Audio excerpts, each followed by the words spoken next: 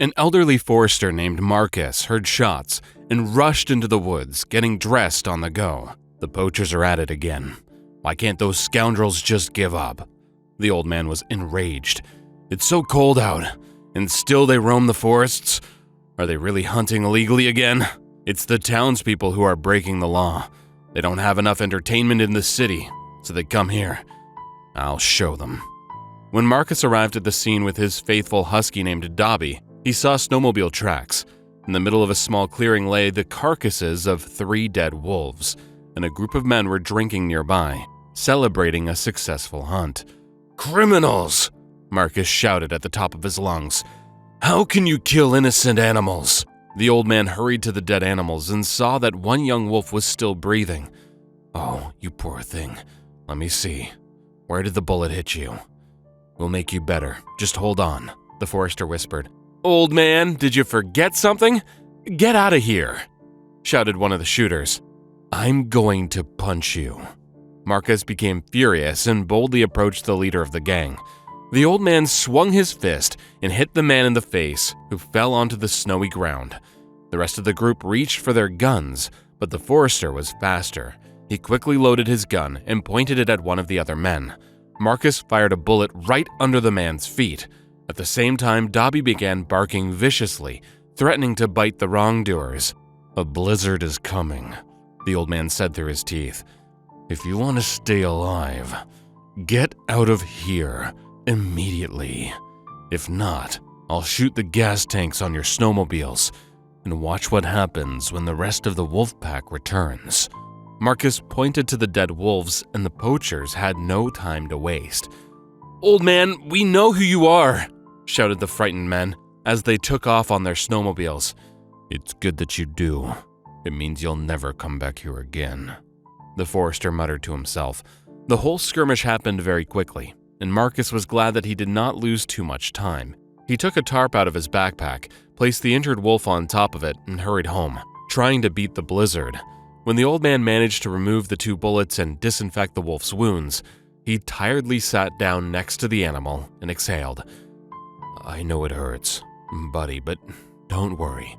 It'll be over soon. You are a young wolf, probably not yet a year old. I put healing ointment on your wounds, and I know that you will get better soon." Marcus stroked the helpless creature, who growled slightly. "Hush now. Why are you growling? Wow, you have such impressive fangs. I just have to call you Fang. Dobby, you'll have a friend now. He just needs a little time to get used to us." The forester continued to study the young wolf carefully when someone knocked on his window. "Marcus, are you home?" The old man heard a familiar voice that belonged to his elderly neighbor. "I'm home, Audrey. Come on in. How are you?" the man asked happily. "I'm bored and lonely, sitting home alone. I wanted to visit you so that I could speak to another human. The evenings are getting longer and it's sad to spend them all alone," answered the old woman. "Of course. Come on in. I just came home from the forest. See, I found myself a gray house guest. The poacher shot him with 2 bullets. When I saw the wounds, I thought he wouldn't make it, but he turned out to be strong. Now he's warming up next to the fireplace. One day, he'll run again. It'll just take some time." "Such criminals.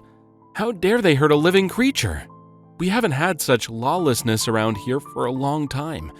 Now I keep hearing stories of ex-criminals hunting animals in the wild and robbing people in the village. I'm scared to go to bed. Who will protect me? The police turn a blind eye to these atrocities." Audrey was becoming visibly agitated.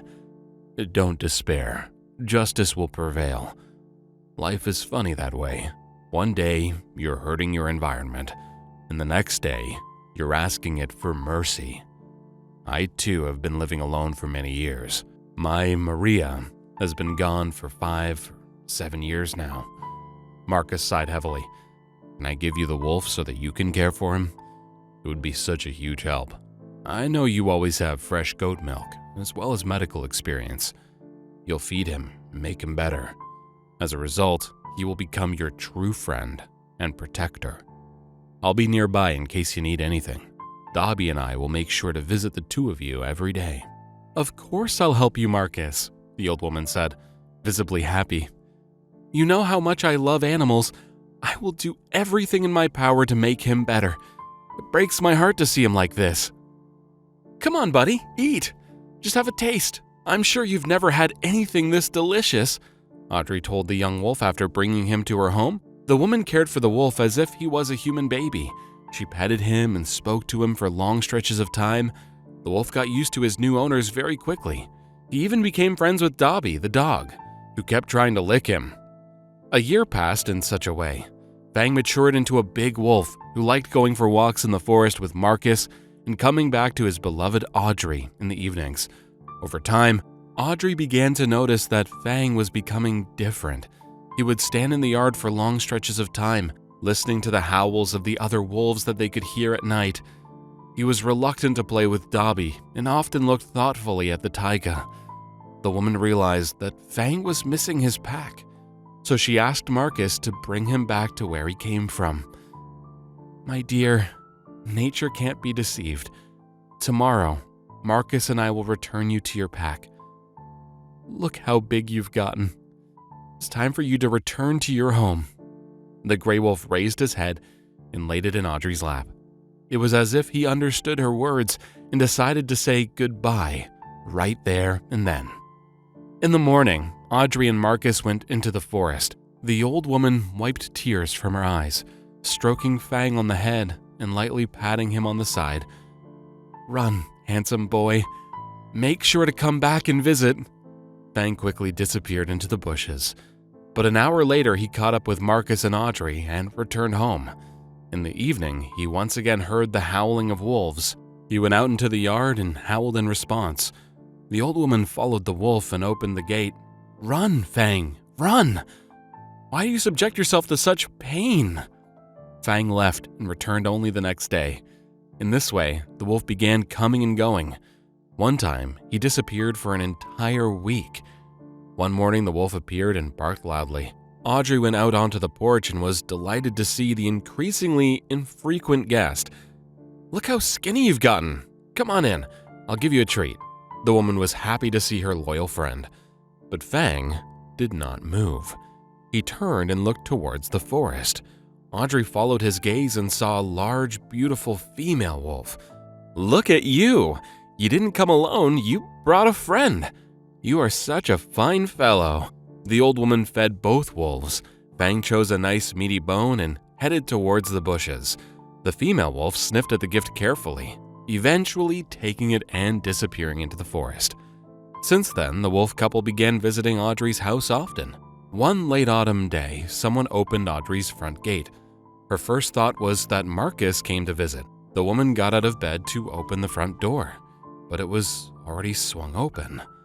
3 armed men appeared in the entrance. "Who are you? What are you doing here?" Audrey shouted and immediately received a strong blow to the head.